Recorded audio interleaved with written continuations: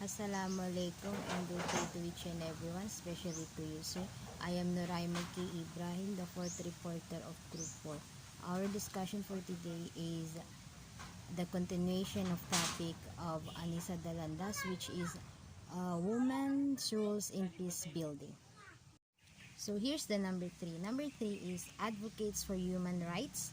Women peace builders are strong advocates for human rights, gender equality, and social justice, working to ensure that post-conflict societies are more inclusive and equitable.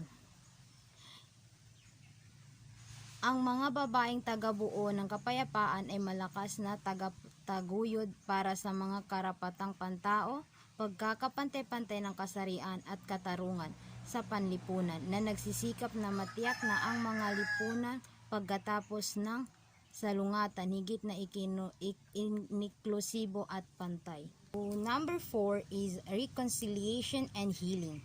Women play a key role in promoting reconciliation and healing in conflict-affected communities, working to rebuild trust and foster dialogue among different groups.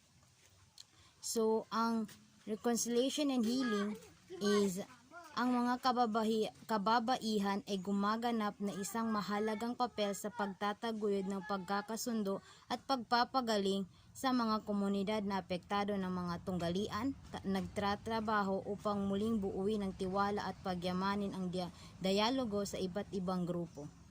And number 5 is building sustainable peace. Women are instrumental in promoting long-term peace and stability, advocating for policies and programs that address the underlying issues that lead to the conflict. So, ang sustainable peace naman ay ang mga kababaihan ay nakatulong sa pagtataguyod ng pangmatagalang kapayapaan at katatagan, pagtataguyod para sa mga patakaran at programa na tumutugon sa mga pangunahing issue na humahantong sa tunggalian. And that's all, and thank you. Wassalam.